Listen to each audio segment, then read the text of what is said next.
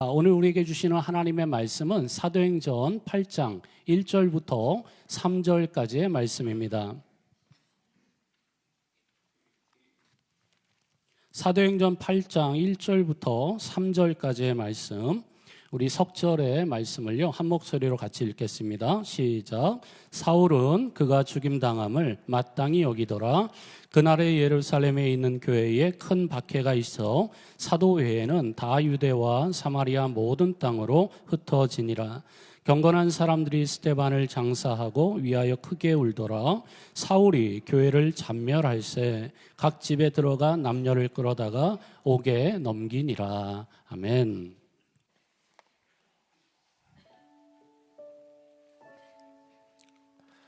할렐루야. 오늘 주 예수 그리스도의 은총이 예배로 오신 우리 모든 분들에게 함께 하시기를 축원합니다. 잘 오셨습니다. 오늘 특별히 성도의 교제 나누기 전에 선교 파송식을 하나님 앞에 먼저 드리겠습니다. 우리 베트남 선교를 떠나시는 우리 세 분이 계시는데요, 비전 트립으로 이번에 떠나게 됩니다. 그래서 앞으로 우리 베트남 선교를 좀 개척하기 위하여 미리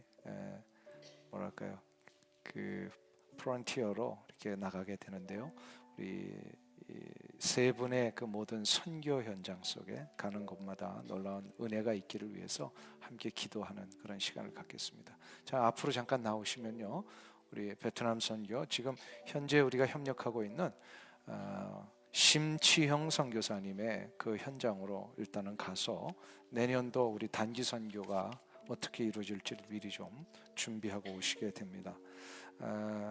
우리 세 분 이번에 가시는 길에 정말 하나님의 인도와 복음의 역사가 정말로 확인되고, 또 심치영 선교사님의 베트남 선교 현장 속에 우리가 어떻게 동역할지를 잘 파악할 수 올 수 있도록 여러분들 좀 기도를 부탁하시는데, 세 가지 우리 기도를 좀 드리면 좋겠습니다. 첫 번째로 이 떠나시는 우리 세 분이 선교의 개척자로 그 베트남을 잘 보고 돌아와서 놀라운 단기 선교의 그 계획들이 세워질 수 있게 하여 주옵소서라고 하는 제목으로 첫 번째로 기도해 주시고, 두 번째로 가시는 우리 모든 세 분이 건강하게 열악한 현장들을 이제 아마 다니게 된다고 합니다. 건강하게 안전하게, 그리고 또 거기가 공산주의 국가잖아요. 그래서 복음을 마음껏 이렇게 전할 수 있는 자유는 없습니다. 그럼에도 불구하고 우리 한국 민족들을 너무 좋아해서 막 큰 친밀감 속에 이제 만나게 되는데, 그럼에도 하나님 안전을 지켜주옵소서, 모든 일이 순적하게 풀려지게 하여 주옵소서라고 하는 제목으로 기도해 주시고, 마지막 세 번째로는 두고 가는 우리 가정들과 일터들이 하나님 은혜 가운데 더 보호되고 돌아와서 큰 또 좋은 소식들이 오고 가게 하여 주옵소서. 이 세 가지 기도의 제목입니다. 우리 함께 두 팔을 좀 벌려서 축복하며 파송하며 우리 합심하여 하나님 앞에 기도하겠습니다. 자비하신 아버지 하나님, 은혜와 사랑을 감사합니다.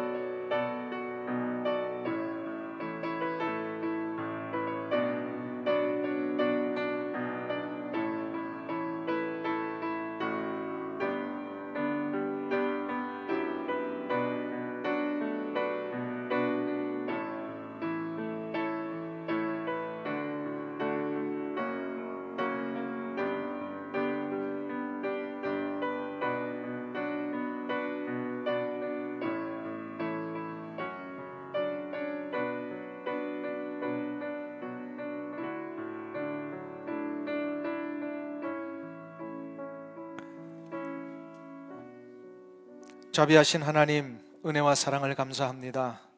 올해 또 두 번째 이르게 단기 선교를 파송할 수 있도록 은혜 내려주시니 감사를 드립니다.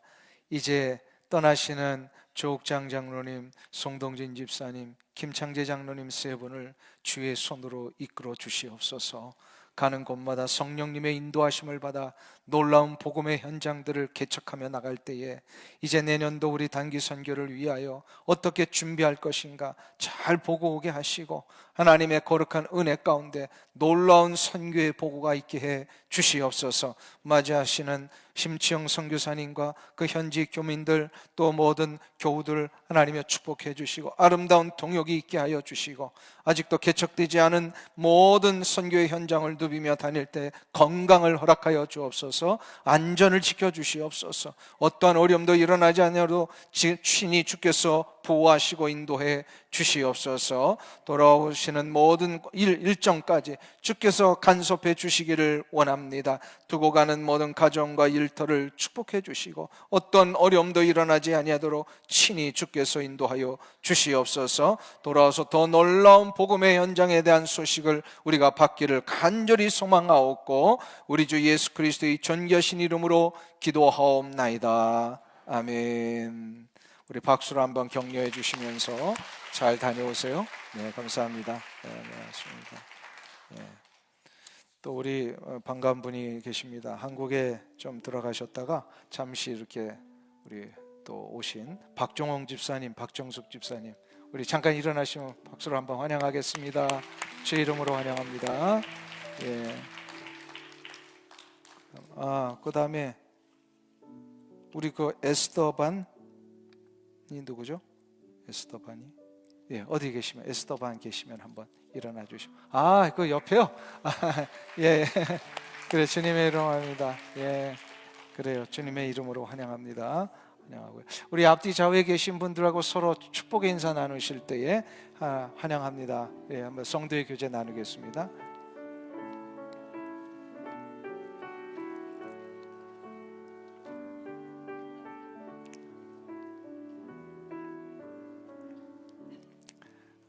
감사합니다. 예. 스데반이 순교를 당했다는 이 소식을 우리가 지난주에 이제 말씀을 통해서 접했었습니다. 이 스데반이 순교를 당하자마자 예루살렘 교회에 곧바로 큰 박해가 일어났습니다. 이 박해의 주도적인 역할을 했던 인물이 청년 사울이었습니다. 사울의 이 잔혹한 박해로 인해서 예루살렘 교회는 이제 뿔뿔이 흩어지게 되었는데 우리가 여기서 조금 의아한 생각이 들 수 있습니다. 보통 순교 얼마나 숭고하고 또 귀한 희생입니까? 이런 귀한 희생이 교회 안에 일어났다면 교회에는 놀라운 축복이 임했을 법한데 그게 보통 우리가 생각할 수 있는 방법 아닙니까?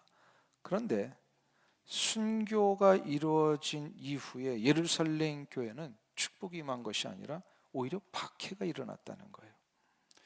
이것을 우리는 어떻게 이해해야 할까요? 주를 위해 헌신하고 목숨까지도 바친 이 희생의 현장에 왜 박해가 일어났는가? 이 세 가지 이것을 알아보기 위해서는 그래서 우리가 한번 세 가지의 질문을 제기하면서 이것에 대한 답을 구하는 식으로 한번 생각해 보려고 합니다. 그래서 그 세 가지는 이거예요. 첫 번째로는 예루살렘 교회에 왜 핍박이 일어났는가? 그리고 두 번째로는 복음의 확산은 누가 담당해야 하는가? 마지막 세 번째로는 흩어지는 성도들이 가져야 할 자세는 무엇인가? 이 세 가지입니다. 그럼 첫 번째로 예루살렘 교회에 왜 핍박이 일어났을까요? 1절을 우리 한번 보시겠습니다. 같이 한 목소리로 다시 한 목소리로 봉독합니다. 사울은 그가 죽임당함을 마땅히 여기더라. 그날에 예루살렘에 있는 교회에 큰 박해가 있어 사도 외에는 다 유대와 사마리아 모든 땅으로 흩어지니라. 아멘. 여기서 우리가 주목해야 될 단어가 하나 있습니다. 맨 끝에 나오는 동사 흩어지니라 라는 단어입니다. 예루살렘 교회 성도들 다 흩어졌어요. 네, 여기서 한번 생각해 보세요. 누가 교회 성도들을 흩어버렸습니까? 누가 흩게 했어요?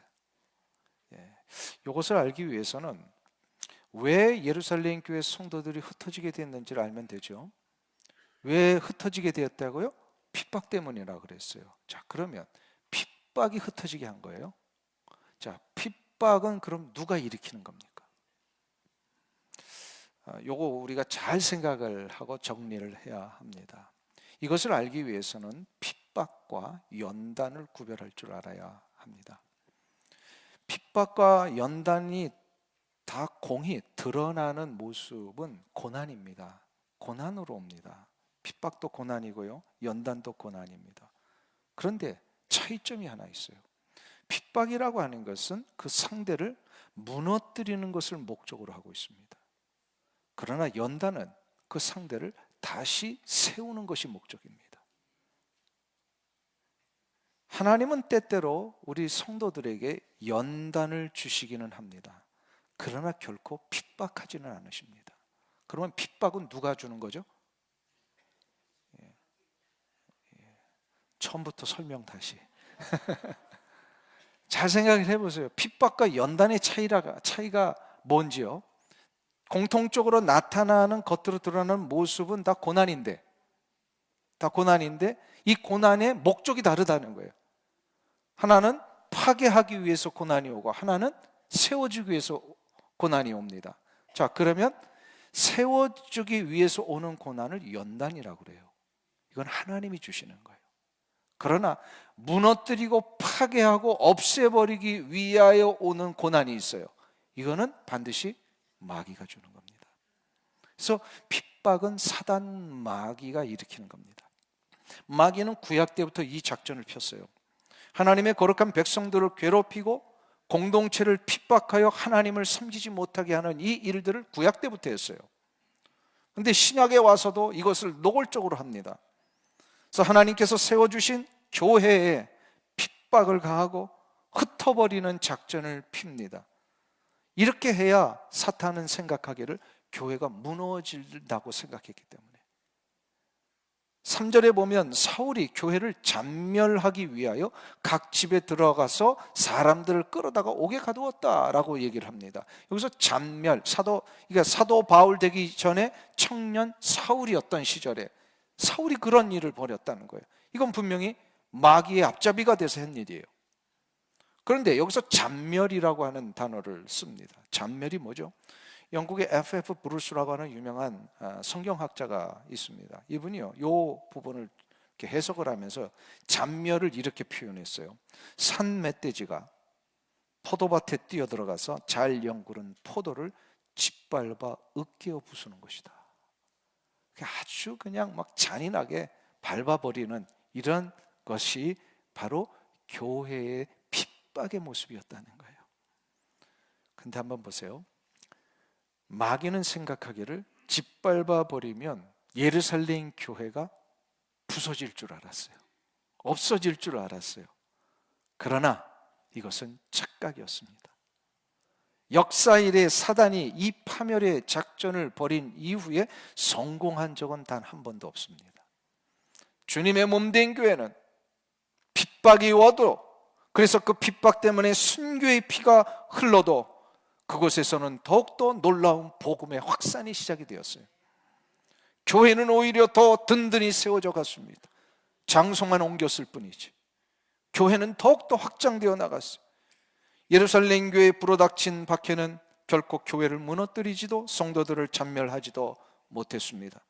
오히려 박해를 피해서 흩어진 성도들은 도망자가 아니라 복음의 전파자가 되었습니다. 마귀는 핍박으로 성도들을 흩어버렸지만 하나님은 흩어진 성도들을 통하여서 복음을 전하게 하셨습니다. 하나님은 사탄의 모든 교묘한 작전을 다 역으로 사용하셨어요. 그래서 교회를 더욱더 일으키시고 하나님의 나라를 확장시키시는 그런 일로 사용하셨습니다. 핍박은 고난이라고 그랬어요. 그렇기 때문에 쉬운 게 아닙니다. 정말로 이런 핍박이 다가올 때 두렵습니다. 떨립니다. 그러나 한 가지 잊지 않고 가야 합니다. 하나님께서는 핍박이 있는 곳을 축복의 통로로 바꾸신다는 거예요. 역사에 이런 예는 너무나도 많았습니다. 1세기 초반에 흉노족이 로마 제국을 침범했을 때 포로로 잡혀갔던 많은 로마 제국 안에 있는 신실한 그리스도인 여자들이 있었어요. 이러한 많은 여자들이 흉노족에 잡혀가서 그 집안의 노예로 첩으로 이렇게 살게 되었지만 저들이 그 흉노족과 살면서 예수 그리스도의 복음을 전했어요. 로마 제국 안에 있는 그리스도인들이. 그 때문에 복음이 몽골에까지 들어가게 되었다라는 기록이 있습니다. 영국 국교의 핍박을 피해서 견디도 못한 청교도들이 아메리카 대륙으로 피해갔지만 그것에서 놀라운 교회의 부흥을 이루고 세계 선교를 감당하는 이 미국의 역사가 시작이 된 거 아닙니까? 일제강점기 때에 핍박과 억압 때문에 쫓겨났던 수많은 성도들이요, 저 만주로 다 피신을 갑니다. 만주로 흩어졌어요. 그러나 그 만주에 놀라운 교회들이 세워집니다. 그래서 중국에도 가면요, 이 만주 지역이 그 교회가 제일 많아요. 그 뿌리가 거기서 내려진 거예요. 해방 후에 공산당의 핍박을 피해서 남쪽으로 내려온 수많은 북쪽의 그리스도인들이 있습니다. 저들이요, 남쪽에 내려와서 뭘 했을까요? 네, 다 교회를 세웠어요. 그 아주 우스갯소리가 있죠. 중국 사람들은 세계로 퍼지면 식당을 세우고, 일본 사람들은 세계로 퍼지면 기업을 일으키고, 한국 사람들은 세계로 펴지면 교회를 세운다. 이게 아마 우리 초대교회 때부터 있었던 그 모습 같아요. 그래서 북한의 그 공산 치하에 아주 핍박이 심하니까요, 북한의 그 놀라운 평양 대부흥 운동의 그 산실이었던 그 교회들이요, 다 남쪽으로 내려왔잖아요. 그래서 남쪽의 교회들이 그렇게 많이 세워진 거예요. 사단은 핍박으로 교회를 무너뜨리려 했지만 하나님은 그 핍박을 복음의 확산으로 바꾸셨습니다. 핍박은 마귀가 일으키는 거예요. 그러나 그것을 하나님은 놀라운 축복의 역사로 바꾸십니다. 자, 그러면 두 번째 질문이에요. 복음의 확산은 누가 담당해야 하는가입니다. 이 모든 것을 하나님은 하시지만 그 하나님은 복음의 역사를 일으키시고 하나님 나라를 확장시키실 때에 아주 중요한 한 가지 원리를 사용하십니다.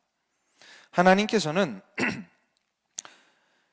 복음을 확산시키시는 일에 사용하실 수 있는 많은 방법이 있으셨을 거예요.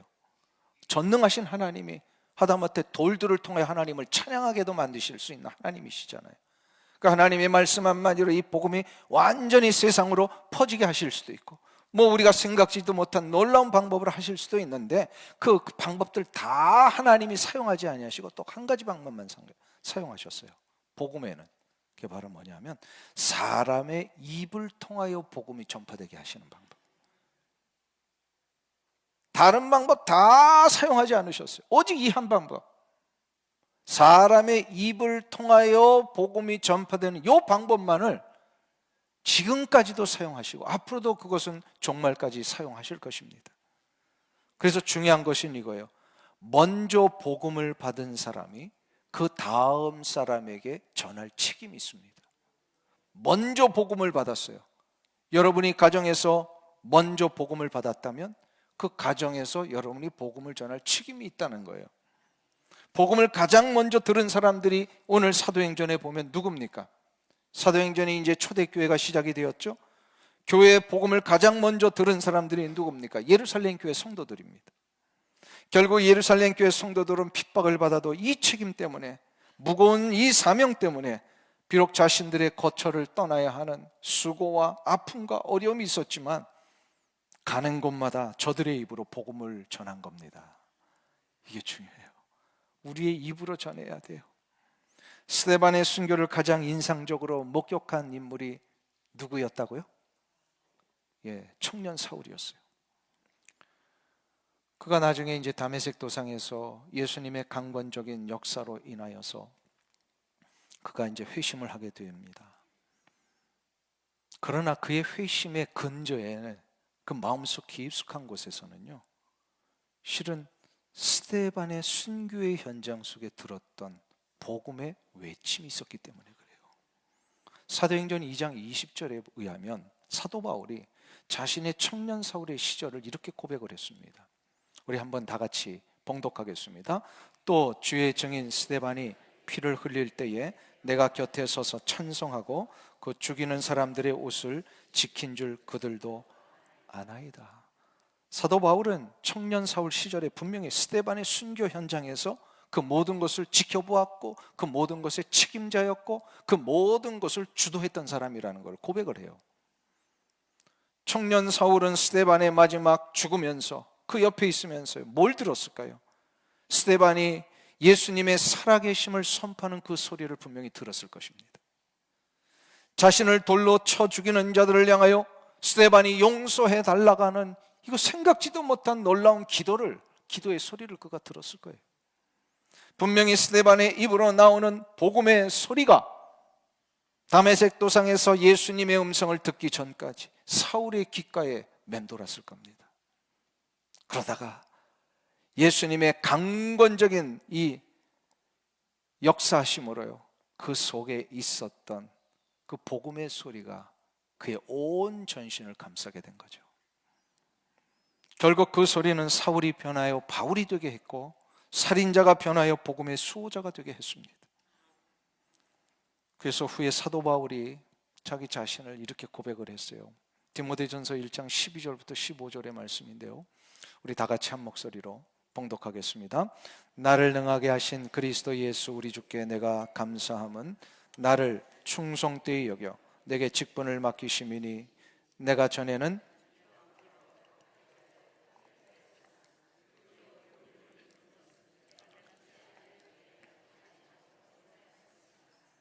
우리 주의 은혜가 그리스도 예수 안에 있는 믿음과 사랑과 함께 넘치도록 풍성하였도다. mit보다 모든 사람이 받을 만한 이 말이요 그리스도 예수께서 죄인을 구원하시려고 세상에 임하셨다 하였도다. 죄인 중에 내가 괴수니라. 죄인 중에 내가 괴수. 왜 자기 자신이요 비방자요 박해자요 폭행자요, 왜 이런 표현을 썼을까요? 나는 죄인 중에 괴수니라. 실은 복음을 외치고 있는 스데반을 죽인 장본인이 자기 자신이거든요. 그러니까 평생에 이 빚진 것 때문에요, 그는 자기의 몸이 부서져라 복음을 전할 수 있었던 거예요. 자기는 돌로 쳐 죽이는 그 현장에 돌을 맞는 스데반은 용서해 주옵소서. 예수님은 살아계십니다.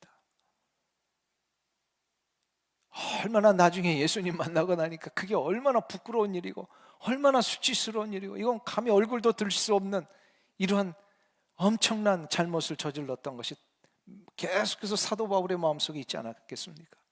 그러니까 결국은 그 미안함과 그 자책을 하나님 앞에 드리면서요, 평생을 복음을 전할 수 있는 자가 됐던 것, 들었기 때문입니다. 먼저 복음을 들은 자가 누군가에게 전하면 그 복음은 그 사람을 회복을 시켜요.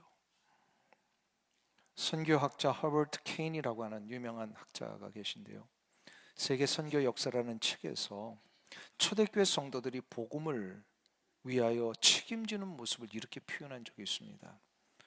복음은 평신도들이 전하였다. 회심자마다 혁명적인 열정을 가지고 스스로 선전원이 되었다. 무기는 없어도 진리를 가지고 깃발은 없어도 사랑을 가지고 산과 바다를 건너 제국 사방으로 다니면서 자기들이 발견한 새로운 신앙을 가족과 친지와 이웃에게 마음껏 전하였던 것이다. 여기서 중요한 게 뭐냐면요, 선전했다는 표현을 썼어요. 복음을 선전을 합니다. 선전이 뭐죠? 내가 쓰고 또 사용해 보니까 이게 너무 좋은 거야. 그러니까 누군가 찾아가 가지고요, 이걸 선전합니다. 이거 좋아, 이거 한번 써봐. 청소기 하나 좋아도 그렇게 선전을 하는데, 복음이 여러분의 삶을 그렇게 바꿔 놓았는데 여러분들 선전하세요, 안 하세요? 하다못해 짜장면 맛있어도 선전하잖아요. 그런데 우리의 인생을 바꾸고 인격을 바꾸신 이 놀라운 예수 그리스도의 사랑과 십자가의 은혜를 진짜 여러분들 체험하셨다면 선전할 수밖에 없지 않겠습니까? 믿으십니까? 그래서 세계 선교 역사의 가장 중요한 핵심은 선전이었다는 거예요. 이 선교학자가 한 얘기예요. 사랑하는 성도님 여러분, 여러분이 가족 중에 가장 먼저 복음을 받으셨습니까? 그렇다면 그것은 여러분에게 복음을 전해야 할 책임이 있다라는 뜻입니다. 이를테서 먼저 받은 복음을 전하시기를 주 이름으로 축원합니다. 여러분이 살고 계신 그 동네에서 여러분이 먼저 받은 복음을 한번 나누어 보세요. 복음은 선전하는 것이며 또한 전달하는 것입니다. 전달이에요. 거기에는 무슨 나의 노력이나 어떤 논리나 인격적인 가마력 가지고 그 사람을 변화시키는 게 실은 아니라는 거예요. 이게 굉장히 중요한 복음의 원리입니다. 복음 자체가 능력이 있는 거예요. 그러니까 우리는 딜리버리 하는 겁니다. 복음을 그냥 전달하는 겁니다. 전달할 때 그 복음은 모든 믿는 자에게 구원을 주시는 하나님의 능력이기 때문에 내가 비록 말이 어눌해도 나는 누군가에게 가가지고 이것을 설득할 만한 논리력도 전혀 없을지라도요, 복음 자체가 능력이기 때문에 그를 전달을 하면 그 복음은 그 사람에게 심령 속에 들어가서 그를 깨우쳐 줍니다. 이 능력을 믿고 먼저 복음을 받은 자의 책임을 한번 시작해 보시길 주 이름으로 축원합니다. 분명히 복음의 능력과 역사를 경험하실 것입니다. 용기가 필요해요. 내가 받은 이 복음이 얼마나 놀라운 것인가를 확신하며 나가면 이것이 됩니다. 자, 그럼 마지막 세 번째 질문이에요. 흩어져 이 복음을 전하는 성도들이 가져야 할 자세는 무엇이었는가? 오늘 본문 2절에 우리는 놀라운 기록을 하나 보게 됩니다. 2절을 다시 보세요. 거기 보시면 같이 읽습니다. 경건한 사람들이 스데반을 장사하고 위하여 크게 울더라. 1절에 보면 사울의 핍박 때문에 모든 예루살렘 교회 성도들이 다 흩어졌거든요. 사도들을 제외하고는. 그런데 예루살렘에 그 중에 남아서 스데반을 장사한 사람들이 있었다라는 거예요. 이들은 장례식 후에 크게 울었다, 이렇게 기록이 되어 있습니다. 물론 유대인들의 장례식에는 큰 소리로 애곡하는 것이 관습이었습니다. 그러나 산헤드린 재판을 받고 돌에 맞아 죽은 사형수를 위하여 공개적으로 우는 것은 금기시되어 있었습니다. 왜냐하면 산헤드린 공회에서 죄인으로 규정하고 사형을 당한 자를 위해서 운다라고 하는 것은 그 사형 당한 자와 같은 편이라는 뜻이에요. 그럼 이건 굉장히 위험한 행위입니다. 이것이 공개적으로 드러나는 순간 함께 우는 자도 동일한 그런 벌을 받을 수 있기 때문에 그렇습니다. 그런데도 불구하고 몇몇의 경건한 사람들이 스데반을 위하여 장사하고 공개적으로 울었습니다. 이걸 다 사람들이 보았어요. 이건 무슨 뜻일까요? 예수 그리스도를 주로 고백하는 예루살렘 교회의 성도들의 신앙이 어떤 것인가를 단적으로 보여주는 거예요. 예루살렘 교회 성도들은 누구 하나 예외 없이 다 견고하고 확고했다는 거예요. 박해와 핍박도 두려워하지 않는, 그래서 죽으면 죽으리라는 신앙으로 당당하게 자신들의 신앙을 사람들 앞에 보여주기를 주저하지 않았습니다. 아리마대 요셉, 또 니고데모 같은 유대 정통 관원도 있잖아요. 그들이 어떻게 합니까? 그동안은 숨어서 예수님 만나는 것도 두려워가지고 밤중에 찾아오기도 하고, 근데 나중에 예수님이 십자가에 달려 돌아가시고 안장되셨을 때 아리마대 요셉과 니고데모가 찾아와가지고 당당하게 자기가 예수님의 시신을 처리할 수 있게 해달라고, 공개적으로 예수님을 따르는 자임을 보여주잖아요. 이처럼 초대교회 성도들은 더 이상 죽음의 위협에 움츠려들지 않았습니다. 예루살렘 교회 성도들도 환경에 굴하지 아니하는 이러한 강한 능력이 있었습니다. 복음의 전도에 대한 뜨거운 열정이 있었습니다. 자신들의 신앙에 대한 당당함이 있었습니다. 이 시대를 살아가는 성도들에게 이 능력이 필요한 줄로 믿습니다.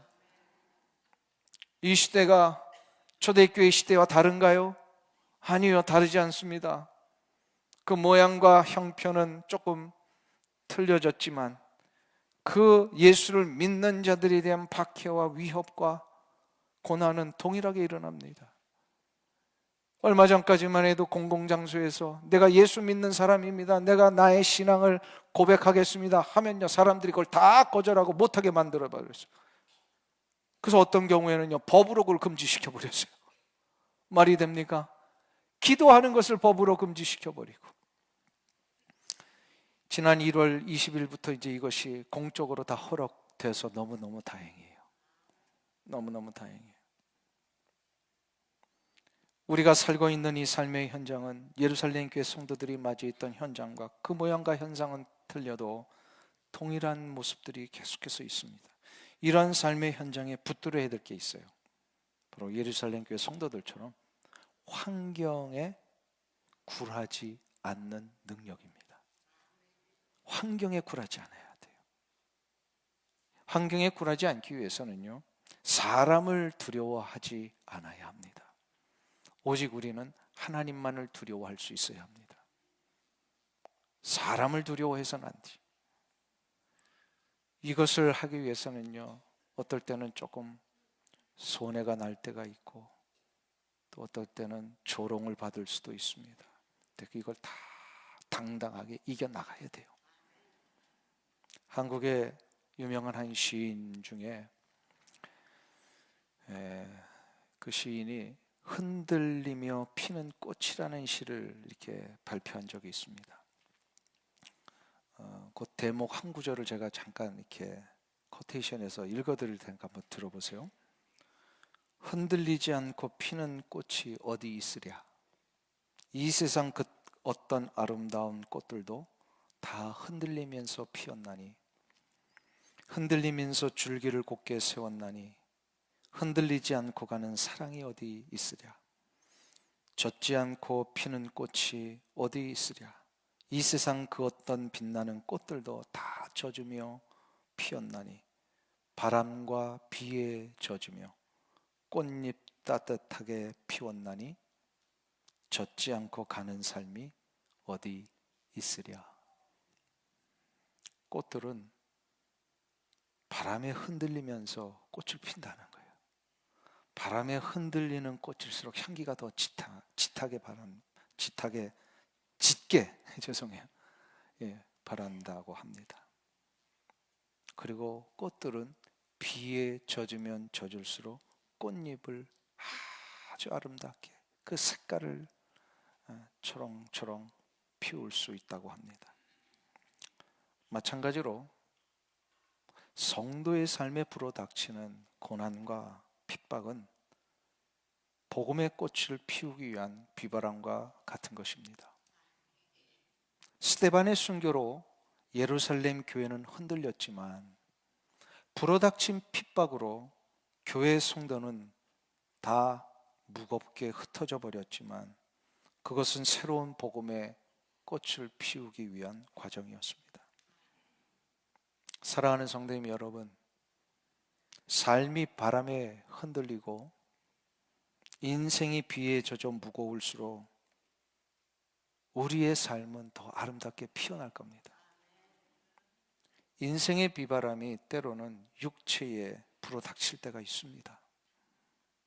그래서 육체가 무거워지기도 하고 육체가 흔들리기도 하고, 인생의 비바람이 물질에 불어닥칠 때도 있어요. 그렇게 내 호주머니에 든든했던 물질들이요, 어느 순간 다 없어지는 경우도 있기도 합니다. 인생의 비바람이 어떤 경우에는요, 그렇게 믿었던 사람과의 관계 속에 불어닥칠 때도 있어요. 믿었던 사람에게 배신을 당하고, 믿었던 사람으로 손해를 당하고, 그 사람 때문에 내가 정말 억울한 이런 상황에 떨어지기도 합니다. 그럴 때마다 그것은 내 인생의 비바람이라 생각하세요. 그래서 그것을 비바람으로 생각하기 위해서는요, 그 모든 상황을 기도의 눈물로 바꾸면 됩니다. 그리고 그 모든 상황을 말씀의 눈물로 내 가슴에 새기면 됩니다.